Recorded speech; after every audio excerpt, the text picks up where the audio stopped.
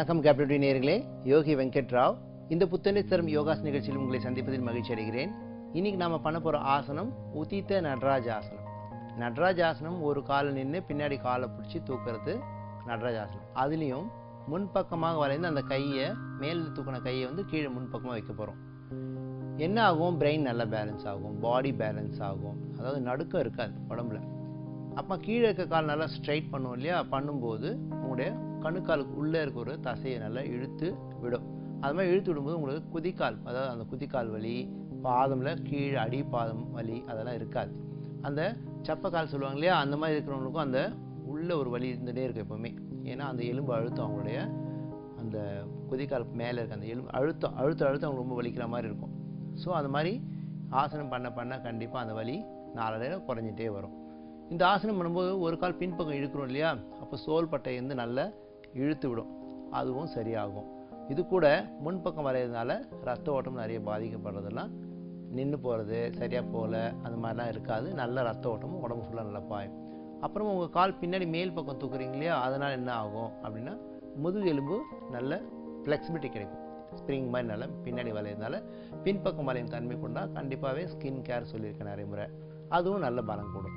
இந்த மாதிரி மல்டிபிள் உங்களுக்கு பெனிஃபிட் கிடைக்கிறதுனால இந்த ஆசனம் பண்ணும்போது உங்களுக்கு நல்ல ஒரு ஹெல்த்தியாக இருக்கும், உடம்பு ஆரோக்கியமாக இருக்கும். எப்படி செய்வோம் பார்ப்போம்.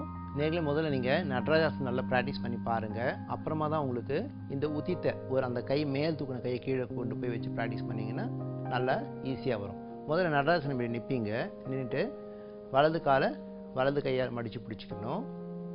அப்புறமா நிதானமாக பின்பக்கம் காலை இழுக்க இழுக்க முன்பக்கம் கையை உயர்த்திட்டே போவீங்க. இந்த கையை கீழே கொண்டு போய் வச்சிங்கன்னா அது உதித்த நடராஜாசனம். அதாவது மேல் பக்கமாக கை தூக்கிருக்கு இல்லையா? அது கீழே போய் டச் பண்ணணும். டச் பண்ணிங்கன்னா அது உதித்த நடராஜாசனம். ஆனால் பின்பக்கம் இழுத்த காலை கொஞ்சம் மடக்க வேண்டியதாக இருக்கும். ஆட்டோமேட்டிக்காக உங்களுக்கு அந்த பழக்கம் வந்துடும், ஈஸியாக வந்துடும் இந்த ஆசனம் பண்ணது. இப்போ என்ன பண்ணுறீங்க? நேராக நிற்கிறீங்க. முதல்ல வலது கால் மடித்து பிடிச்சிருக்கேன். இப்போ பின்பக்கமாக காலை இழுத்துட்டே போகிறேன். இழுக்க இந்த கை மேலே உயர்த்தினே போகிறேன் இல்லையா? முன்பக்கம் இருக்க கை இடது கை இப்போது மெதுவாக முன்பக்கமாக வளைஞ்சிட்டே வரேன். நிதானமாக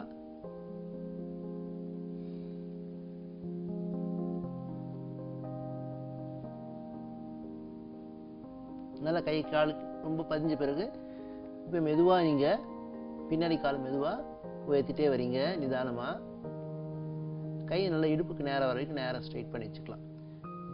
திருப்பி எழுந்துக்கும் போது நிதானமாக அப் பண்ணிட்டு இந்த காலை கீழே விட்டுலாம். இதே போல் இப்போது அடுத்த கால் பண்ணும்போது இடது கால் அதே மாதிரி இடது கையால் பிடிச்சிக்கணும். வலது கையை மேலே உயர்த்தி கீழே பிடிக்கிறீங்க. இப்போ நான் இந்த பக்கம் பண்ணி காமிக்கிறேன் பாருங்கள். இப்போ இடது காலை நான் நல்லா மடித்து பிடிச்சிட்டேன். இப்போ நடராசனம் பண்ணுற மாதிரி மெதுவாக கையை உயர்த்திட்டே போகிறேன்.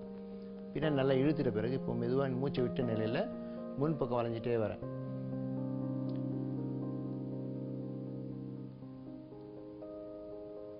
கை பதிஞ்ச பிறகு நல்ல ஸ்ட்ரைட் பண்ணுங்கள். இடுப்புக்கு நேராக அந்த கை வளைஞ்சு காலை மடித்து இழுத்து பிடிச்சிருக்கணும். திருப்பி நிதானமாக அப் பண்ணும்போது கை கொண்டு நேராக வைக்கிறோம், காலை விட்டுடுறோம். இந்த மாதிரி நீங்கள் ப்ராக்டிஸ் பண்ணுங்கள், பொறுமையாக பண்ணுங்கள். கொஞ்சம் பழக்கமாகணும்னா ஸ்டூல் வச்சுக்கோங்க. ஸ்டூலில் காலை வச்சுட்டு அப்புறம் முன்பக்கம் வளைஞ்சி கை வச்ச பிறகு அப்புறம் காலை நீட்டி கூட ப்ராக்டிஸ் பண்ணலாம். கால் மடிச்சு நிலையும் பண்ணலாம், காலை இழுத்து நீட்டியும் அந்த ஆசனம் பண்ணலாம். இதில் நிறைய வேரியேஷன்ஸ் இருக்குது, பண்ணலாம். இல்லை எனக்கு ரொம்ப கஷ்டமாக இருக்கிற மாதிரி பண்ணுறது அப்படின்னா திரிகோணாசனையில் போயும் பண்ணலாம். 2 கால் அகட்டி வைக்கிறீங்க. வலது காலை நல்லா திருப்பிட்டேன். முட்டி மடித்த நெல்லை கைகளை உயர்த்தி பக்கவாட்டில் உயர்த்தி மேல் பக்கமாக கொண்டு போய் கையை வச்சுட்டேன். முதல்ல கையை வச்ச நிலையில் அப்புறமா உங்கள் காலை மடக்கி பிடிச்சிட்டு தூக்கலாம்.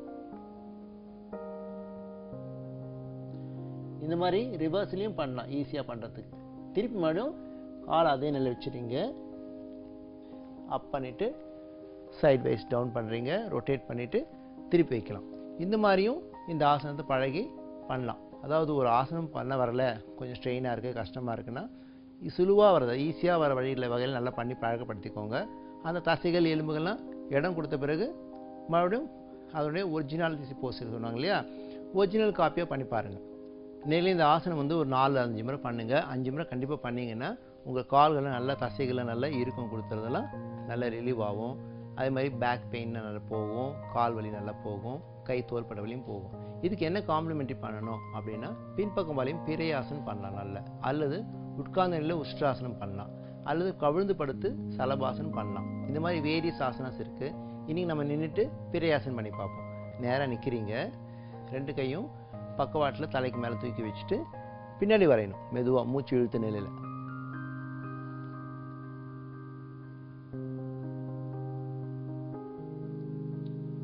ஒரு 5 எண்ணிக்கை வச்சுட்டு திருப்பி மறுபடியும் கை அரைக்கலாம். இந்த மாதிரி நீங்கள் பண்ணும்போது கண்டிப்பாக அந்த முன்பக்கம் வளைஞ்சதுக்கு பின்பக்கம் வளையும் போது அந்த எலும்புகள் தசைகள் அதில் குழப்பு தன்மையில் நல்லாயிருக்கும், ஃப்ரீனஸ் கிடைக்கும். நீங்கள் இது மாதிரி பண்ணும்போது உங்களுக்கு காம்ப்ளிமெண்ட்ரி ஞாபகம் வச்சுக்கணும். ஒரு 5 ஆசனம் பண்ணிங்கன்னா அதுக்கு ஒரு ஆசனமாவது காம்ப்ளிமெண்ட்ரி பண்ணுங்கள். கண்டிப்பாக எந்த உபாதைகளும் இருக்காது, ஆரோக்கியமாக இருக்கலாம். என்ன நீங்களே நல்ல ஒரு ஆசனம் பார்த்தோம். அதே போல் ஹெல்த்தி டிப்ஸ். வாய் துர்நாற்றம். சில பேருக்கு என்ன தான் ப்ரஷ்லாம் பண்ணால் கூட ஒரு வாயில் ஸ்மெல் இருந்துனேக்கும், ஒரு பச்சை ஸ்மெல் வரும். பால் சாப்பிட்டோன்னே ஒரு பச்சை ஸ்மெல் வரும் இல்லையா, அந்த மாதிரி எக்களிக்கிற மாதிரி ஸ்மெல்லு. அந்த மாதிரி நிறைய பேருக்கு அவங்க உணவு பழக்க வழக்கம் அதுக்கு சாப்பிட்ற உணவு பொறுத்தும் மாறுபடும். எப்படி தான் இருந்தாலும் இது எப்படி தான் சரி பண்ணணும் அப்படின்னா வெண்டைக்காய் சேர்த்துக்கோங்க உணவில். கண்டிப்பாக அந்த வாய் துர்நாற்றம்ன்றது இருக்காது. அவைகள் அந்த எல்லாத்தையும் சரி பண்ணும், அந்த கேஸ்ட்ரிக்ஸ் எல்லாத்தையும் இழுத்துட்டு போய் சரி பண்ணும். எக்களிக்காது, வாய் இடுக்கு பல்லுகளில் இருக்கிற அழுக்கெல்லாம் கூட அது கரைக்கும் தன்மை உண்டுது. நல்ல வெண்டைக்காய் மென்று சாப்பிடலாம். ஃப்ரை பண்ணதோ இல்லை சாம்பாரில் இருக்கிறதோ அல்லது குழம்புல இருந்தாலும் அதை எடுத்து மெதுவாக மென்று சாப்பிடுங்க. அதே நேரத்தில் இந்த நல்ல மலமிளக்கையும் கூட வெண்டைக்காய். அதனால் வெண்டைக்காய் சாப்பிடுங்க, வாய் துர்நாற்றத்தை சரி பண்ணிக்கோங்க. என்ன நேயர்களே, நல்ல ஒரு ஆசனம் பார்த்தோம், நல்ல ஒரு ஹெல்த்தி டிப்ஸ் பார்த்தோம். நாளைக்கு மீண்டும் இந்த புத்துணர்ச்சி தரும் யோகாசன நிகழ்ச்சியில் சந்திப்போம். நன்றி, வணக்கம்.